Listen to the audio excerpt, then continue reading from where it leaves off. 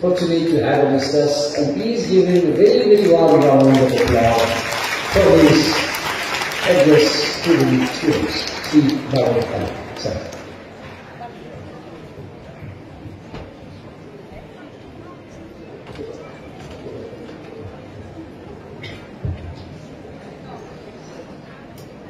At first, my sincere program to Thakurma and Swamiji, revered Swami Vishwanathanandaji Maharaj, revered Swami Devarajanandaji Maharaj, revered Swami Bahumanandaji Maharaj. Because of him, I am here today. Revered Swami Anuraganandaji Maharaj, all the revered Swamijis, my sincere pronouns to all of you. Respected Chief Guest, respected teachers, former students, management, all the staffs of this institution, my sincere namaskar to all of you, and my best wishes to all the students of this institution. So, again, thank you to Ramakrishna Mission Sohra for inviting me here and providing me an opportunity to share my story with you all. As you already came to know that I am a great admirer of Swami Vivekananda, and his educational ideas inspires me a lot. He quoted on the need of education, education, education, education, alone. Traveling through many cities of Europe and observing in them the comforts and education of even the poor people, there was brought to my mind the state of our own poor people, and I used to say, tears. What made the difference? Education was the answer I got. Through education comes faith in one's own self. This quote itself is self-sufficient, self-explanatory. You don't need to add anything to elaborate it. And indeed it is a statement of fact that nothing can be truly achieved without education. And it is education that brings the renaissance of society and transforms people. In this context, Swami Vivekananda instructs, educate and raise the masses, and thus alone a nation is possible. So now, a little into the story of how I first got attached with the idea of my life, Swami Vivekananda. I used to hear of the monks of the nearby Ramakrishna Mission at Shatachi, who often used to help people in need. I had also seen what they had done during the floods of the year 2000. That time I was a student of class 2. When I was in primary school, they provided us with clothes. So I was sure that they would help my school too. One day afternoon, when I was just 10 years old, I walked 4 kilometers along with a group of my students to Sarvasi Ramakrishna Mission and landed at the Headmaster Swami Dhanuraganandaji's office and asked for a blackboard, books and exercise copies from him.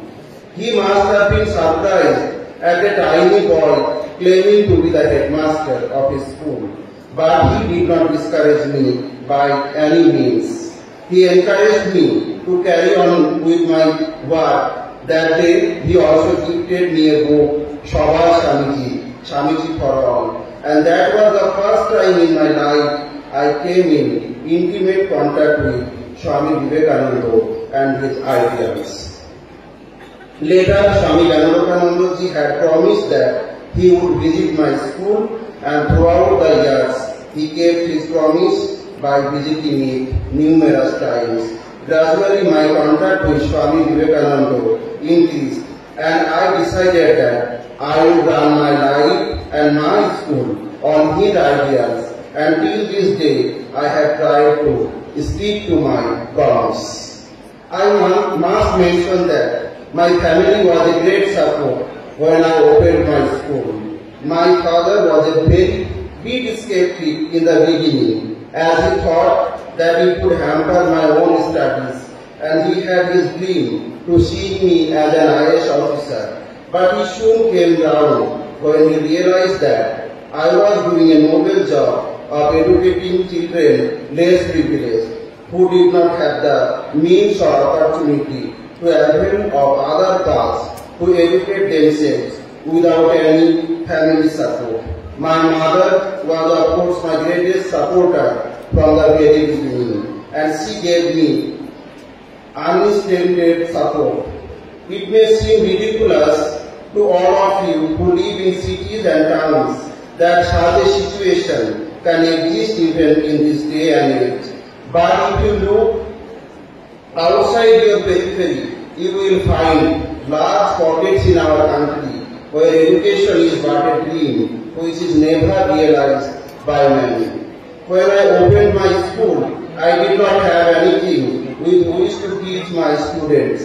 So every day after the school got over, I used to request my class teacher, Bojanwi Tewari, to lend me used and broken chalk. I improvised a blackboard all by myself from terracotta tiles. My old books and notebooks were at first given to the students. Then we went around the village in groups asking for donations or bribes, which we sold to buy books for the children. I also used to buy old books from the Rajjiwala, and once my father donated rupees 600 to buy some books. So, as you know that I started my school in the backyard of my house under a guava tree, which is now evolved into a 3-story building with the help from philanthropic people and organizations, and is known as Ananda Shiksha Niketan, the home of joyful learning. So given my roots in a tiny village of Murshidabad in West Bengal, all I can say is that I learned that the philosophy of education always lies in practical necessities. In my journey throughout all these years, my constant inspiration has been my idol, Swami Vivekananda, who was a practical man himself, despite being an all-sacrificing monk. When I started my journey at the age of 9, which by itself is rather surprising, as people tend to think so and often ask me for the children of that age are rather ignorant and fun and play fill up their lives with education just at the primary stage. But my circumstances in my village were quite different. It is a backward village in the backward district of Murshidabad in West Bengal, and education was rather a luxury to them. Boys would rather work in fields or as underpaid laborers or as rag pickers. Girls would work in somebody's home and then get married early, as child marriage was rampant. All of this representing the dire economic straits they had to navigate. Even at the beginning of the 21st century, education featured very low in the list of priorities because it could not immediately generate money to feed families. I was among the fortunate few who got the chance to go to school and get a proper education. Thanks to my enlightened parents, though in technical terms they may not be very highly educated, as I traveled 12 kilometers to my school at Beldanga CRGS High School, a good deal of it on my father's bicycle. I saw my friends in the village going for work, flying kites, or simply loitering on the streets.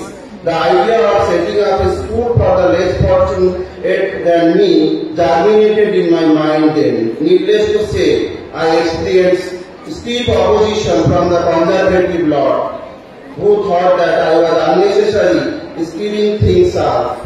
But 21 years later, I can say that my so-called utopian ideal has stood in good stead. My school stands tall. More than 8,000 students have passed out, the majority being girls.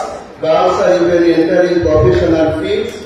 We have also opened a computer and digital learning center, library, and a skill-based learning center in the school, and introduced in my village, which would seem ridiculous to you in this day and age. But you should realize that there are pockets in the country where laying hands on a computer is but a dream to people who have to put on a steep fight for food, clothing and shelter, the bare necessities of life. We also have a well-equipped library and all the necessary infrastructure are there in such a remote area. We are trying in every possible way to provide the students with an atmosphere of joyful learning, and since inception until date, we have been providing them with completely free education.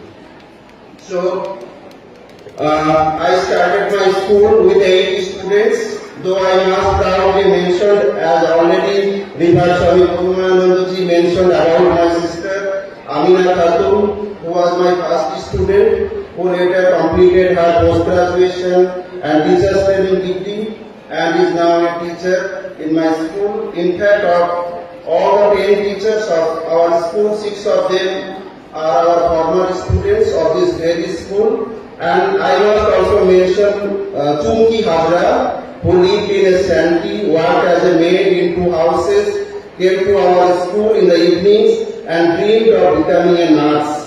She did not become a nurse, but indeed became a teacher of our school after completing her graduation and teacher's training. At the very beginning, my mother's saris acted as canopies to shield my students from the sun. By the way, my school still exists after 21 years, though in a new building and not anymore under the guava tree. So, as has been proved by the long passage of time, starting the school was not merely a child's fancy. So, coming back to the teachings of the great teacher Swami Vivekananda, who had said that for a country to progress, man and woman should be equally educated. In my limited means, I went from door to door, asking families to send their daughters to school, along with their sons. Gradually, people came forward, and the student strength of my school went up to 800, most of them girls.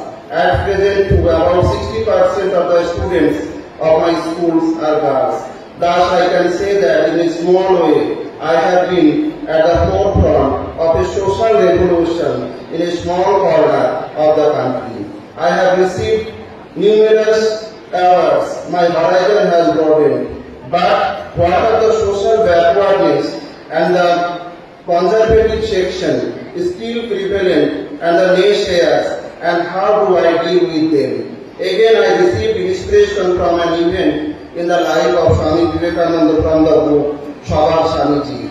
This is an incident from the times when Swamiji was touring India on foot as a Guru or a wandering monk. He toured the length and breadth of the country and came to know it intimately through the various groups of people from the different strata of society whom he happened to encounter. That time he was in Varanasi. One day while he was returning from Durga Mandir, a troop of monkeys started following him. As Swamiji started running, the monkeys started running behind him in full force. Suddenly an old sannyasi stopped Swamiji and said, "Stop and face the monkeys." Vivekananda stopped and faced the monkeys fearlessly. At first the monkeys stopped for some time and then they retreated and ran away. This incident provided a huge life lesson for Swamiji. One should not run away from hurdles or try to avoid dangers. Later in life, in a lecture in New York, Swamiji mentioned the incident and said, "This is a lesson for the entire life. Face danger steadfastly and fearlessly. We should not run away from the sorrows and pains of life, because if we do, they are going to follow us like a troop of monkeys. If we want to attain an independent existence, then we must learn to conquer nature and not run away from it. Cowards are never victorious. We must put on a tough fight against all rogues and ignorance, which life may provide." I try to abide by the principles and ideas put forth by Swamiji through the immense understanding of the intricate aspects of life of a common man in our country. As Swamiji said, education is the manifestation of the perfection already in man.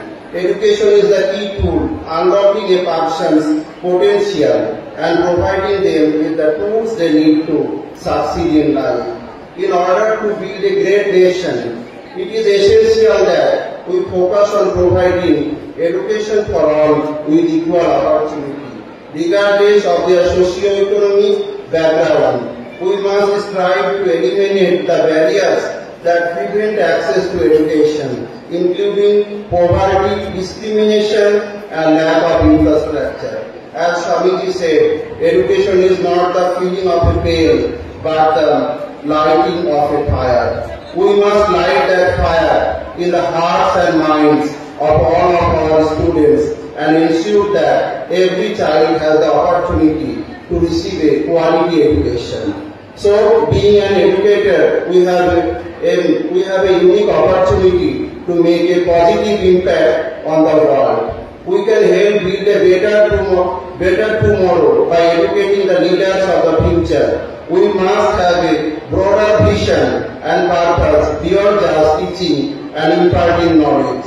We must strive to create responsible citizens who are committed to making the world a better place. Through my experience, I have learned that education is not just about imparting knowledge.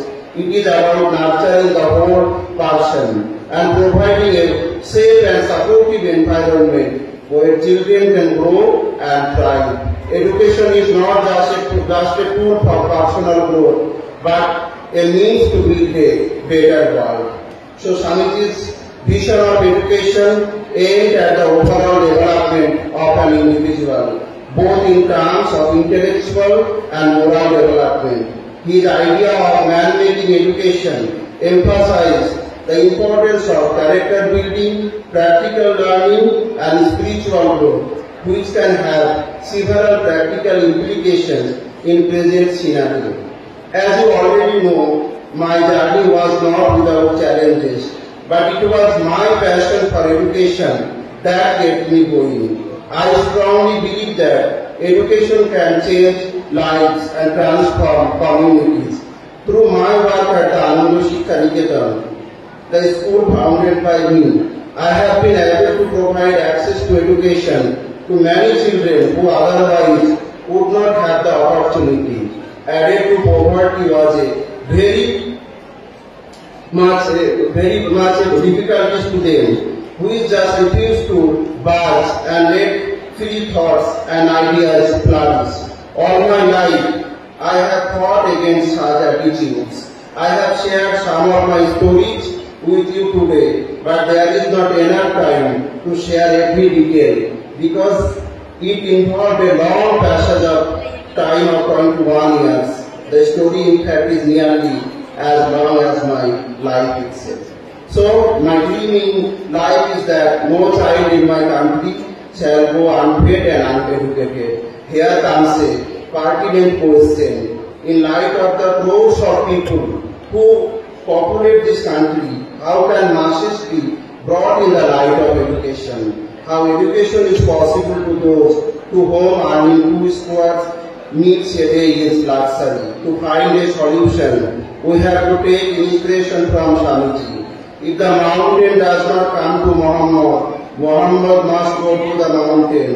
If the poor cannot come to education, education must reach them at the brow, in the factory, everywhere. In his words on education, Swamiji says, the education that does not help the common mass of people to equip themselves for the struggle for life, which does not bring out the strength of character, a spirit of philanthropy, and the courage of a lion. Easy taught the name. So we should always contemplate on it and develop within us the 3 H's, that is, development of hand, head and heart. Only then we can call ourselves educated. And then the education will be successful in bringing about Renaissance to the society in a true sense. so I am not going to take much time. So now I am convinced that nothing can stand against firm determination, firm conviction and firm will. The only things you should have into your heart are courage, purity, honesty and above all love. Actually, I had the call of love in the core of my heart and I proceed and ultimately succeed. And as you know that love can conquer everything. And the most important thing from that I have read from Swamiji's book, that is, we must leave a mark on the soil in this earth. So I am going to conclude with a particular message which I realized and tried to follow in my life. That is, go on bravely. Do not expect success in a day or year. Always hold on to the highest. Be steady. Avoid jealousy and selfishness. Be obedient. Be eternally faithful to the cause of truth, humanity and your country. And you will move the world. So these two lines should be imposed on the tablet of our mind. Minds to go before I sleep and minds to go before I sleep. Thank you very much for this opportunity. Seek your blessings and namaskar. Thank you.